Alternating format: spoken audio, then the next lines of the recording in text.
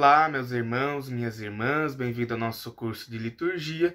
E dando sequência a essa historicidade sobre a Sagrada Liturgia e como ela foi desenvolvendo até chegar nos tempos de hoje, hoje nós queremos estudar sobre a Era dos Mártires, que nós compreendemos ali no século II e III depois de Cristo. Época dos mártires, porque era uma época marcada pela perseguição, onde nossos cristãos foram perseguidos pelo Império Romano e martirizados, foram mortos por não negarem a sua fé.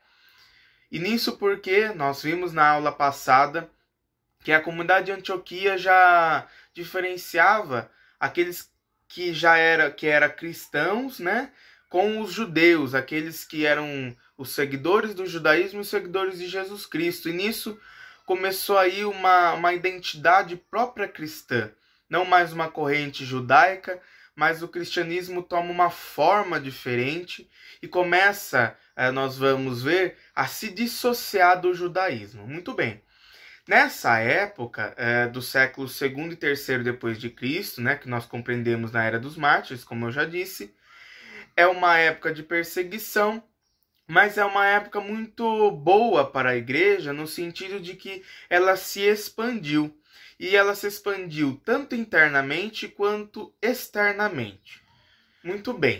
Então, de uma forma interna, a igreja nascente, ela ainda estava muito ligada ao judaísmo. Então, ali havia um pensamento, ali ainda no início do século II, havia um pensamento muito ligado ao judaísmo, já com nuances cristãs. Então, os cristãos já ressignificavam aquilo que vinha da cultura judaica. E nesse sentido, havia também uma grande oposição ao judaísmo, oposição que o próprio Jesus Cristo fez, como nós vimos na aula sobre a liturgia de Jesus Cristo, onde ele propõe um culto de espírito e verdade, não mais voltado à lei, mas voltado muito mais ao amor, ao desígnio de Deus, à fidelidade, à aliança. Dentro desse contexto, o cristianismo sim se expandia, ela atingia outros povos, outras comunidades. Mas num segundo momento, numa expansão externa, que a igreja os cristãos vão atingir novas culturas e vai dominar o Império Romano. Dominar no sentido de que ele vai se fazer presente em todo o Império Romano e até mais. De tal forma que a igreja, nessa busca dessa identidade, né, como eu já disse na aula anterior, na comunidade de Antioquia, quando eles recebem o nome de cristãos, nessa busca dessa nova identidade, os cristãos, então, se dissocia do judaísmo e com aquilo que ele consegue através das culturas, sobretudo da cultura grega, a filosofia grega, também alguns elementos e símbolos lá do Mediterrâneo, a igreja nascente, a comunidade cristã, começa a tomar novos rumos de uma identidade própria, não mais ligada ao judaísmo. Então nós vemos aqui uma independência cristã em relação ao judaísmo. E é nesses momentos de perseguição que a igreja consegue se expandir. É verdade, com o testemunho dos mártires, a igreja ela dá um testemunho também a todo mundo, né, de fidelidade, de amor. Quem é esse Deus no qual as pessoas até mesmo preferem morrer que prestar culto aos deuses pagãos? Lembrando aqui que, como eles buscavam essa identidade, eles negavam qualquer rito que vinha dos pagãos. Então, negava a adoração aos deuses, aos ídolos, aos templos e a participação dos ritos pagãos, até mesmo do rito de culto ao imperador, né, que também existia naquela época. E por isso que eles foram perseguidos. E nessa perseguição dos cristãos, eles negando essa fé pagã, eles se assumiam cada vez mais cristãos. E foram, por este motivo, que foram perseguidos, mas na perseguição houve tempos mais fortes e tempos de trégua. Nesses momentos de trégua dessa perseguição do Império Romano, foi que a igreja teve tempo para evangelizar.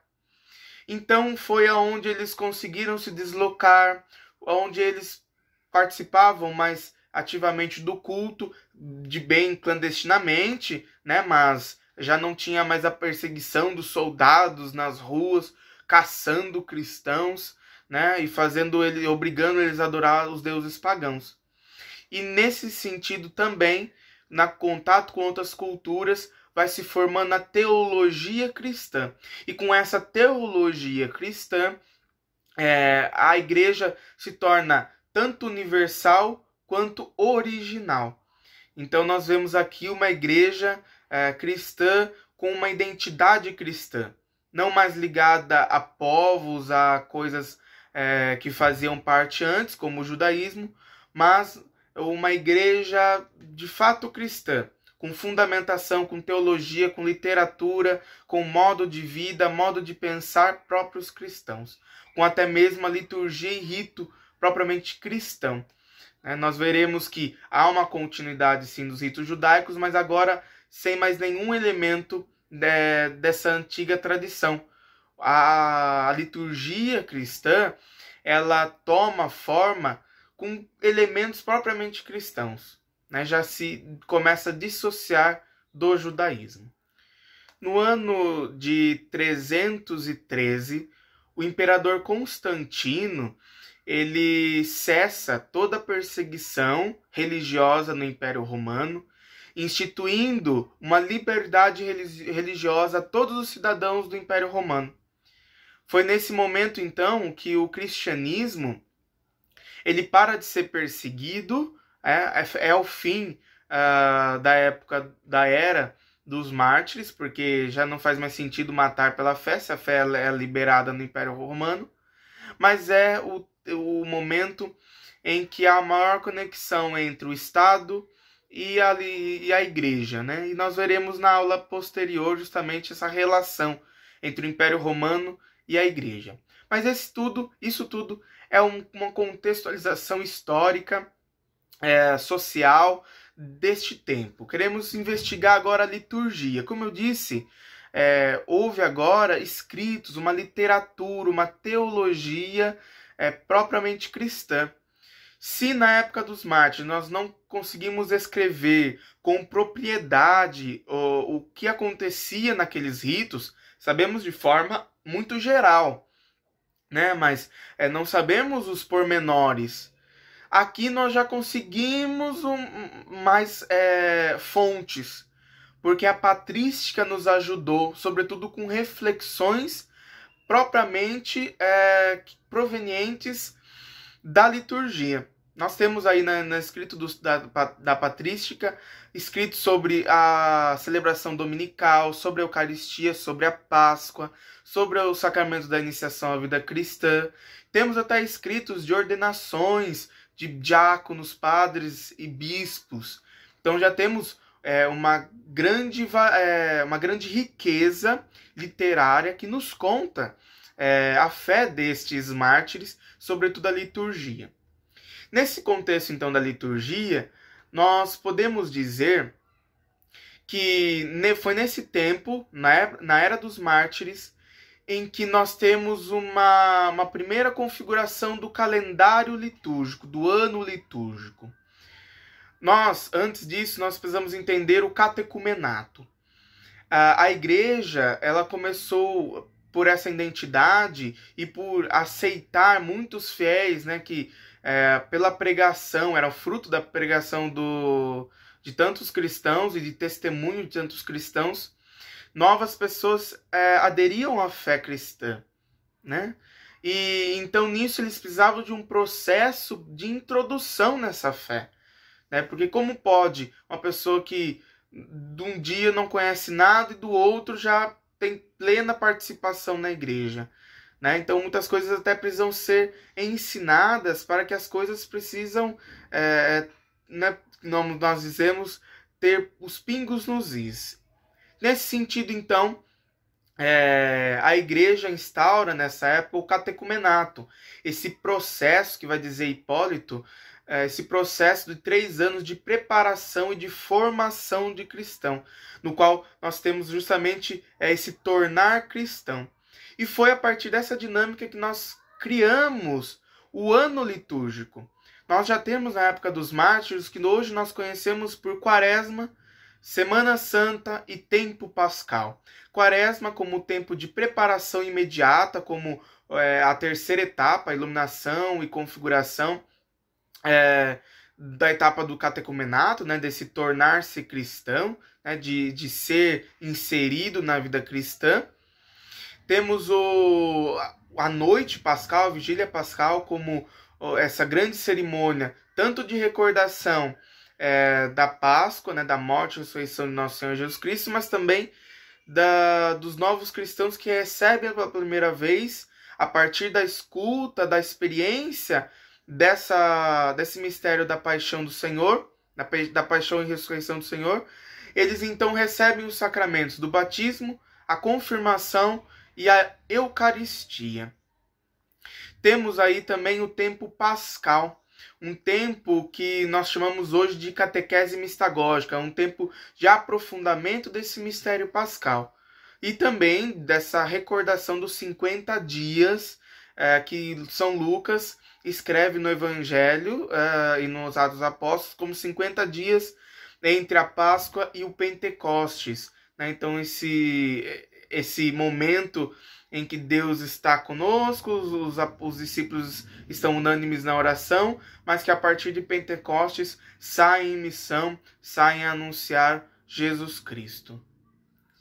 E como eu disse, é um tempo também de assimilação de novas culturas, e então aqui as comunidades começam a assimilar a cultura do Mediterrâneo, inserindo elementos como, por exemplo, o óleo, né, o mel, o leite com mel, né, como símbolos cristãos, né, ressignificando essa coisa que os cristãos têm de pegar algo e ressignificar a partir do evento de Jesus Cristo. Então essa era a igreja, era a liturgia presente na era dos mártires, né, essa liturgia que estava preocupada com a evangelização de novos povos, sem temer a perseguição, né? Mesmo com a tribulação, continuamos combatendo o bom combate, né? Guardando a fé e transmitindo através da experiência. E por isso que eu sempre falo, é necessário não só falar de liturgia, é necessário viver. Porque nós, como exemplo dos mártires, eles não só falaram sobre Jesus Cristo, mas eles viveram, deram pleno testemunho e deram a sua própria vida, o que eles tinham de mais valor, né, para testemunhar esse Jesus Cristo e todas essas suas maravilhas, né, de Deus que é Criador, que é nosso Pai, e também da ação do Espírito Santo que permaneceu sempre com eles.